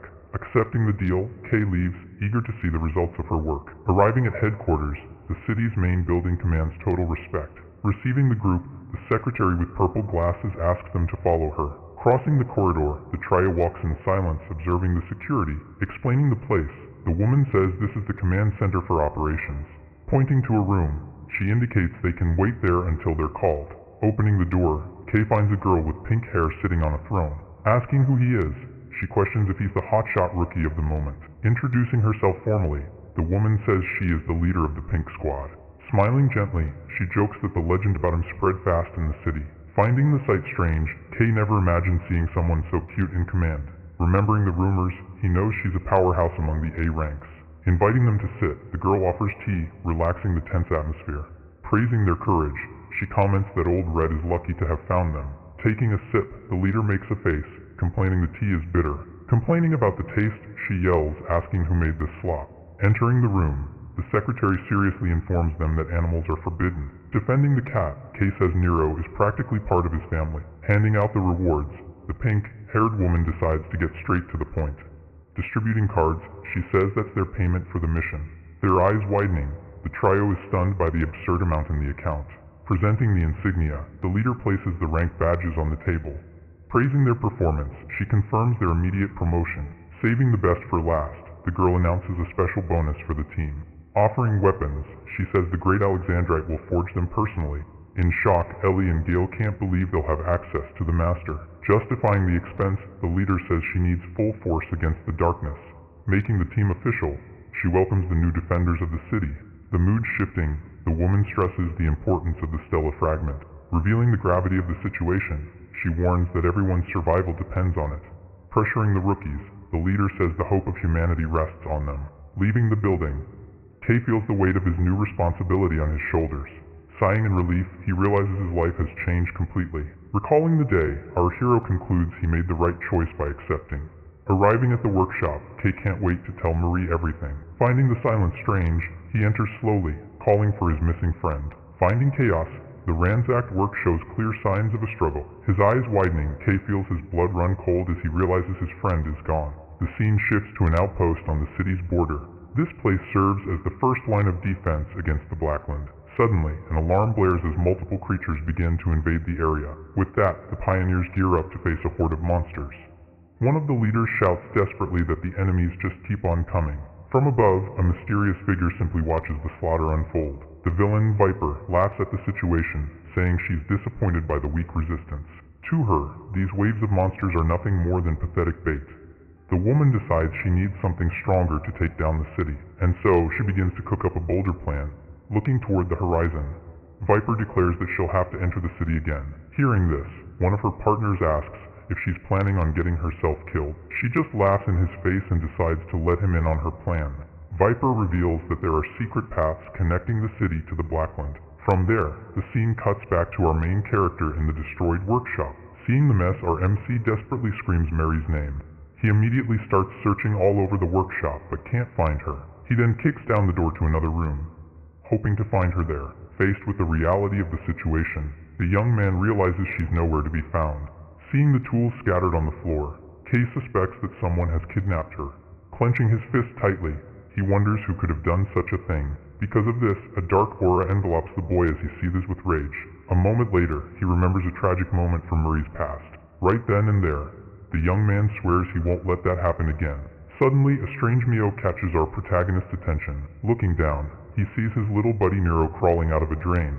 The kitten then places a mysterious object on the workbench. Our MC gets closer and asks what that thing is.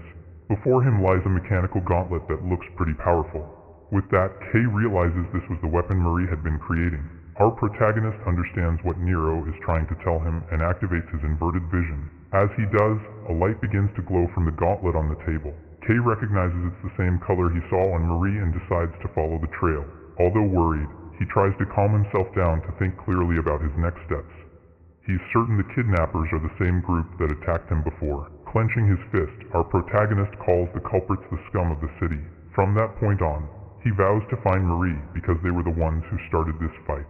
With his resolve set, he picks up the gauntlet his friend made for him. Kay then slips on the weapon and promises he'll put it to good use. The gear fits his arm perfectly, as if it were custom made. Next, dark energy flows from his fingertips, and he says it's a perfect fit. He feels his efficiency has increased, and now he can fight for a longer time. And so, Kay finally understands why pioneers love their equipment so much. Calling to Nero, he says they're going to find Marie, no matter what it takes. With that, our protagonist heads out alone into the streets in search of his friend. Walking through the streets, our protagonist follows the trail of light his friend left behind. Soon after, a few men give him suspicious looks as he passes by. Following the glow, he enters an abandoned building and heads all the way to the back. It's there that the young man notices the trail of color ends at that exact spot. An entrance leading down into the city's underground appears before him. This makes him remember that the number of homeless people in the area had suddenly shot up. All of a sudden, a voice says that he was right and that it was a good thing they waited.